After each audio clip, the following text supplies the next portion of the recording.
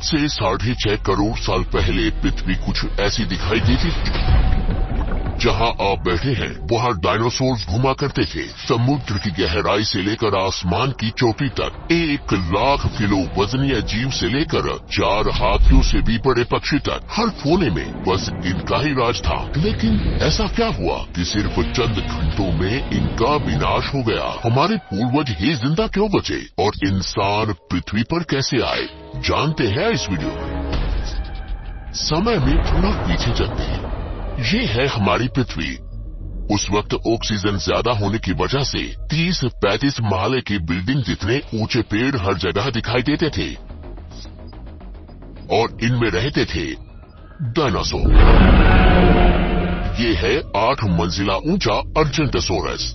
एक दिन में ये कई जंगल चढ़ जाते थे। उस वक्त पृथ्वी कुछ ऐसी दिखाई देती थी।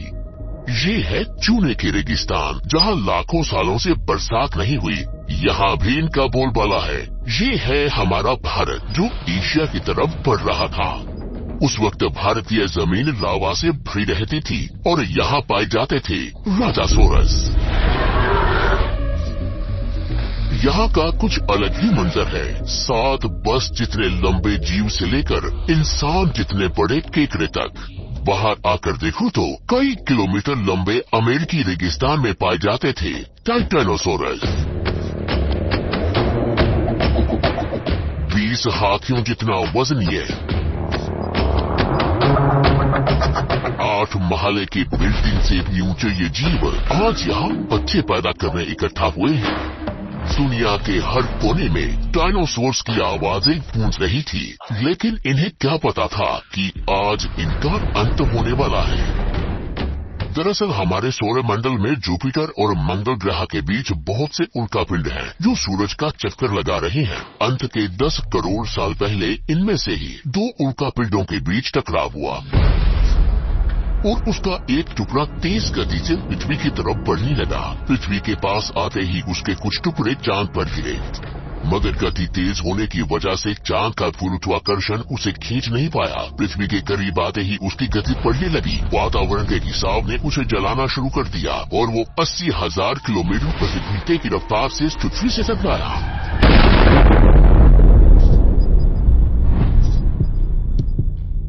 यहाँ रात के 1:30 बज रहे थे। टकराने से 4 मिनट पहले पूरी पृथ्वी पर उजाला हो चुका था। इसकी चमक को देख नजदीकी जानवर अंधे हो चुके थे। गिरने से पहले ही वहाँ का पानी सूख गया। गिरते ही विस्फोट से निकली ऊर्जा आज के 10 करोड़ परमाणु बम के बराबर थी। इससे निकल रही 6000 डिग्री सेल्सियस की गर्मी ने आसपास के जानवरों को तुरंत भाप बनाकर उड़ा दिया। 150 किलोमीटर के दायरे की जमीन अंतरिक्ष तक पहुंच गई और अब तक सिर्फ 5 सेकंड ही बीते हैं। इस विस्फोट से जन्मी झटके की लहर 550 किलोमीटर प्रति सेकंड की रफ्तार से आगे बढ़ी। इसने पत्थरों को गोली की रफ्तार से उड़ाना शुरू कर दिया। आसपास की नदियां उल्टी बहने लगी। जंगल के पेड़ नीचे गिरने लगे। पहाड़ों में दम तोड़ना शुरू कर दिया। इसके कुछ ही सेकंड बाद आई भयंकर गर्मी की लहर ने उड़ रहे पत्थरों को पिघलाकर लावा बना दिया।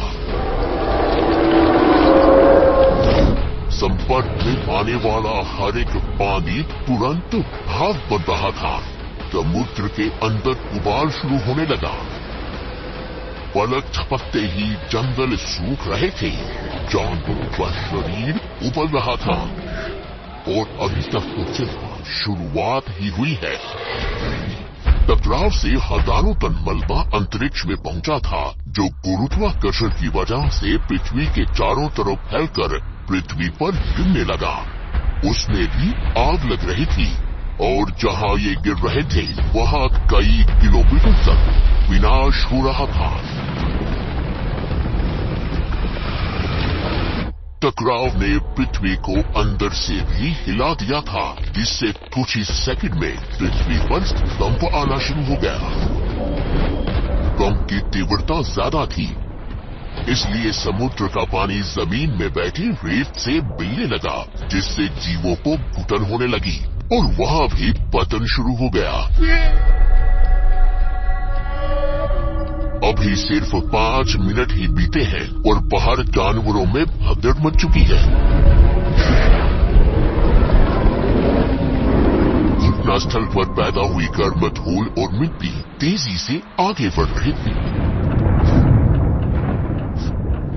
बादलों में धूल जाने की वजह से इनमें बिजली गिरनी शुरू हो चुकी थी। इस तूफान के बीच आने वाले हजारों टन वजनीय जानवर और पेड़ हवा में उड़ रहे थे। कुछ ही देर में ये तूफान अफ्रीका तक पहुंचा, जिससे वहां के चूने के रेगिस्तान वातावरण में मिलने लगे और बादल जहरीले होने शुरू हो गए। इसके पीछे टकराव ने समुद्र के पानी को बादलों से भी ऊंचा उठा दिया था, जिससे गर्म पानी की भयानक बाढ़ आ रही थी। 5 घंटे के अंदर पूरी पृथ्वी धूल से ढक गई। पृथ्वी का औसत तापमान कई 100 डिग्री सेल्सियस तक पहुंच चुका था। पूरी दुनिया के जंगलों में आग लगी हुई थी और भूकंप ने मरे हुए ज्वालामुखियों को उजागर कर दिया था। हर सेकंड पृथ्वी गर्म हो रही थी, ऑक्सीजन कम हो रहा था। पृथ्वी पर जमी बर्फ पिघल रही थी और नदियों में बाढ़ आना शुरू हो चुका था। इस महाविनाश के बाद ज्यादातर जमीन में रहने वाले कीड़े मकोड़े और स्तनधारी जीव ही जिंदा बचे थे। पृथ्वी की 70% आबादी विलुप्त हो चुकी थी। कुछ डायनासोर्स अभी भी जिंदा थे, जो या तो छोटे थे या उन्हें किसी गुफा ने बचा लिया था। समुद्र की गहराई में रहने वाले जीव भी सलामत बचे थे, लेकिन अब उनका भी समय खराब होने वाला था। कुछ ही दिनों बाद जहरीले बादल पूरी दुनिया में बरसना शुरू हो गए। दिन ब दिन समुद्र जहरीला होने लगा, जिससे समुद्री जंगल भी मरना शुरू हो गए। धूल से ढकी ये पृथ्वी ठंडी पड़ रही थी और कुछ महीनों में पूरी पृथ्वी बर्फ से ढक गई। हमारे पूर्वजों को डायनासोर से डरकर कुछ भी खाकर कम ऑक्सीजन के बावजूद भी महीनों तक जमीन में रहने की आदत थी। जमीन के अंदर गर्माहट थी और अंदर छोटे जीवों का पूरा साम्राज्य। इस घटना के कुछ साल बाद तक भी डायनासोर्स अब तक जिंदा थे, लेकिन इनके होने के बावजूद भी ऐसा क्या हुआ? ये जमीन में रहने वाले स्तनधारी जीव आसानी से जमीन पर रहने लगे। वो डायनासोर्स कहाँ गए? पृथ्वी पर इंसानों का जन्म कैसे हुआ? सिर्फ इंसान ही विकसित क्यों हो पाए? जानते हैं हमारी अगली वीडियो में।